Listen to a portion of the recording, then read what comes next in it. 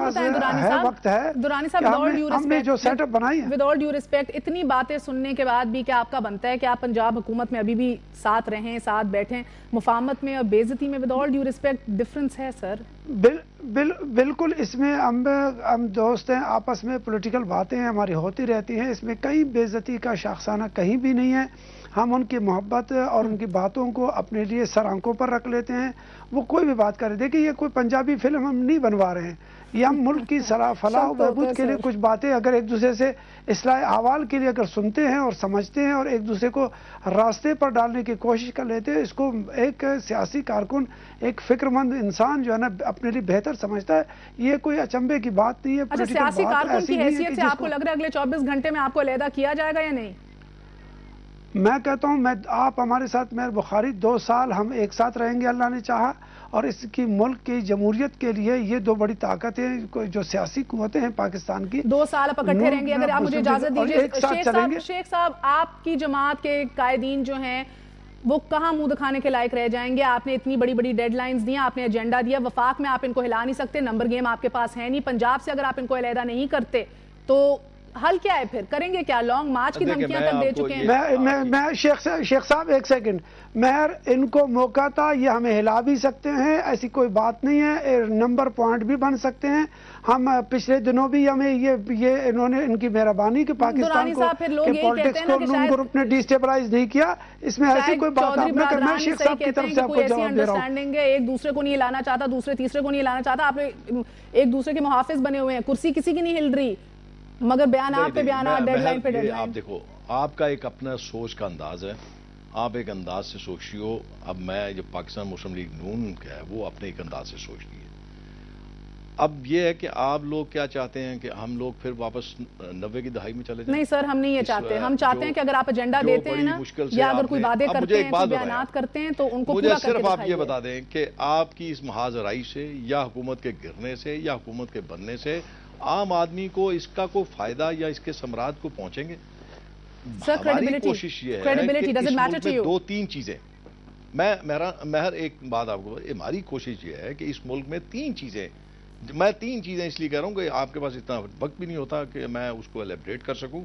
3 چیزیں. اس ملک کے عوام اپنے دکھوں کا مداوا چاہتے ہیں, اس ملک کو آپ مضبوط دیکھنا چاہتے ہیں, اس ملک کی جمہوریت کو آپ پنپتا ہوا دیکھنا چاہتے ہیں. تو کیا چاہتے ہیں آپ کے 3 سال کے بعد میں بھی اپنے ہاتھ میں لٹھ پکڑ لوں اور پیپلز پارٹی بھی پکڑ لے, اور ہم اس کو موقع دیں جو اسی طاق میں ہے کہ کہیں کوئی ہمیں راستہ, حالانکہ ان کو راستے کی ضرورت نہیں ہوتی, لیکن پھر بھی دنیا کی آنکھوں میں دھول جھونکنے کے لیے کچھ نہ کچھ تو کہنا پڑتا ہے کہ یہ ہو رہا تھا اس لیے ہم. آپ کہہ رہی ہیں کہ ہمیں موقع نہیں تھا.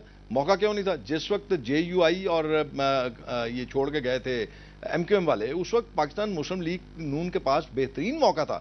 لیکن اگر آپ میں سر آپ کو بتاتی ہوں مسئلہ کیا, آپ نے یقیناً بہترین فرمایا, وقت کی قلت ہوتی ہے. So let me put it very directly sir, آپ کہتے ہیں نا عام آدمی کی بات کریں, بار بار عام آدمی کی بات کر رہے ہیں. یقیناً کوئی بھی حکومت ہلے یا ڈیسٹیبلائزیشن ہو تو عام آدمی متاثر ہوگا, لیکن یہ ایجنڈا دے کے آپ نے ہی عام آدمی کو یہ آگاہی دی ہے کہ مسئلے کیا ہیں اس حکومت کے ساتھ. آپ ہی نے بتایا بیڈ گورننس ہے, آپ ہی نے بتایا حکومت کرپٹ ہے, آپ ہی نے یہ سارے پوائنٹس ہائی لائٹ کیے ہیں. اب عام آدمی کیا سوچے کہ یہ حکومت کرپٹ ہے یا آپ جھوٹے ہیں؟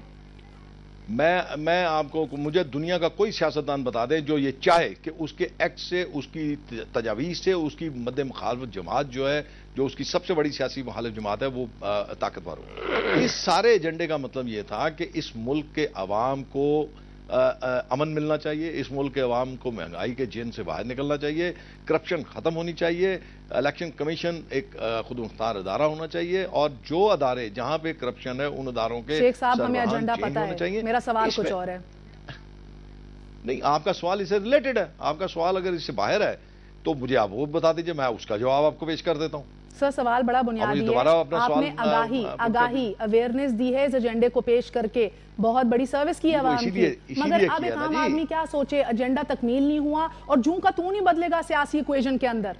نہیں, یہ آپ بہت, پھر میں وہی کہہ رہا ہوں نا کہ آپ فیصلہ کرنے میں کچھ مہر بہت جلدی, جیسے وزیر اعظم سندھ نے فیصلہ کرنے میں بہت جلدی کیا. میں فیصلہ نہیں کر رہی, میں آپ سے یہ جاننا چاہ رہی ہوں کہ کس طرح اندازہ ہوگا. میں آپ کو یہی سمجھانے کی کوشش کر رہا ہوں کہ اگر 10 نکات میں سے 7 نکات جو ہیں وہ پیپلز پارٹی کی گورنمنٹ جو ہے اس کو مان چکی ہے, اور 3 نکات ایسے ہیں جو وہ اس پہ پس و پیش کر رہی ہے یا ان کی ریزرویشن ہے, تو اگر وہ بھی اگر صبح تک ان معاملات پہ بھی اگر طے ہو جاتا ہے تو میں سمجھتا ہوں کہ اس معاملے کو اسی طرح چلنا چاہیے اور اس ملک کو مضبوط ہونا چاہیے. ایک اور بات بتائیے. بلکہ مہر بخاری اگر ہم یہ سوچیں تھوڑی دیر کے لیے کہ یہ 10 نکات تو ہم اس پر چل پڑے ہیں، ہو سکتا ہے کہ ہم خود ہی مطالبہ کریں میں اس سے ان سے کہ بھائی کچھ اور بھی نکات لے کے آ جاؤ. دیکھیں اس ملک کو کوئی ایسا مشکل مرحلہ نہیں ہے، ہم اپنے دوستوں سے اپنے ساتھیوں سے مطالبہ کر سکتے ہیں. دی نا میڈیا والوں نے دی ہے، نہ عوام نے دی ہے، ایک بتاؤں اپنی فرینڈلی اپوزیشن نے دی ہے. بلکہ میں آپ سے یہ بھی پوچھنا چاہ رہی تھی، دیکھیں ایک سیکنڈ درانی صاحب اس کا بھی جواب دے دیجیے. آج راجہ ریاض صاحب نے کہا ہے کہ ہم عدم اعتماد کی تحریک نہیں لائیں گے نون لیگ کے خلاف. تو سمجھ کچھ یوں آ رہی ہے کہ وفاق میں یہ آپ کی فرینڈلی اپوزیشن، پنجاب میں آپ ان کی. دیکھیں آپ ہمیں فرینڈلی سمجھ رہے ہیں. کوئی راجہ ریاض صاحب سینئر منسٹر ہیں پنجاب کے، وہ اپنے خلاف عدم اعتماد کیسے لائیں گے؟ راجہ ریاض صاحب بذات خود جو ہے نا وہاں پر اس کی پوری کیبنٹ جو ہے نا پاکستان پیپلز پارٹی، وہ نہیں کوئی 6 گھنٹے آپ منٹو خان کی طرف کیوں جا رہے ہیں؟ اس وقت صورتحال ایسی ہے کہ ویسے میں ممکنہ پنجاب حکومت سے علیحدگی کے بعد والے سیناریو کی بات کر رہی ہوں. راجہ ریاض نے کہا ہے عدم اعتماد نہیں لائیں گے. انہوں نے کہا کہ آپ کو کہیں بھی کوئی ضرورت محسوس اب تک ملک میں جمہوریت کو نقصان نہ پہنچے. ہم نے ایک دوسرے کو تسلیم کیا ہے، اس کے جمہوری حق کو تسلیم کیا ہے. ہم نے کوئی بالادستی ایک زبردستی نہیں کر رہے ہیں، کہیں کسی کو پکڑ دکڑ نہیں کر رہے ہیں، کسی کی منت سماجت نہیں کر رہے ہیں. ایک سمجھے ایجنڈا ہے جس کے مطابق جمہوریت کو مستحکم کرنے کے لیے. دیکھیں آپ پنجاب کی حکومت کو 10 کروڑ عوام کی حکومت کو آپ ایک دم جو ہے نا بیک قلم جنبش جو ہے نا ختم کرنے کے موڈ میں نہ رہیں. ایک بات رکھیں کہ پنجاب کی حکومت کو ڈی اسٹیبلائز کرنے کے بعد مرکزی حکومت یا اس کے تمام ونگز وہ خاموش نہیں رہیں گے اور پورا ملک ایک ایسے دورائے پر ہے جہاں اس کی خارجہ پالیسی پر. میں ایک چیز بتاؤں. جی میں سمجھ گئی ہوں آپ کی بات. آپ تین چار چیزوں کو دیکھیں. ہماری اقتصادی حالت کیا ہے، ہماری آزاد خارجہ پالیسی کیسی ہونی چاہیے. اس وقت جو آپ کو ضرورت ہے، جو بنیادی تقاضا ہے، ان چیزوں کو دیکھیں جو آپ جس کی گرفت میں پھنسے ہوئے ہیں.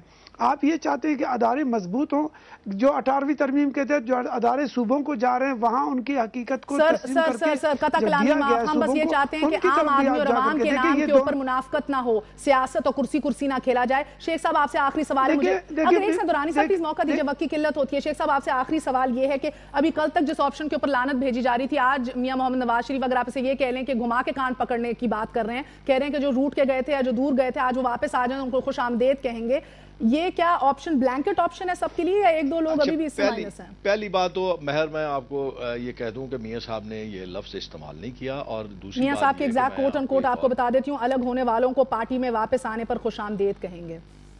جی وہ بات یہ ہے کہ اس میں تھوڑی سی میں آپ کو تھوڑا سا آپ کی سمجھ میں بات لانا چاہتا ہوں. جو لوگ چھوڑ کے گئے تھے ان کے سیاسی نظریات جو ہیں یا سیاسی سوچ جو ہے یا ان کے الیکٹرول جو ہیں ان کی سوچ پاکستان مسلم لیگ نون کے ساتھ ہے یا پاکستان مسلم لیگ کے ساتھ ہے.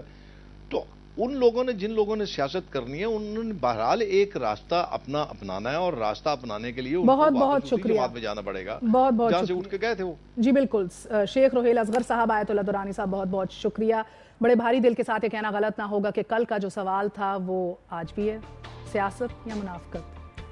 جواب آپ دیں گے.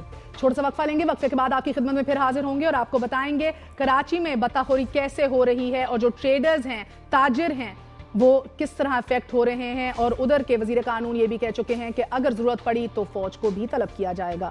Very short break, don't go away, we are gonna be right back.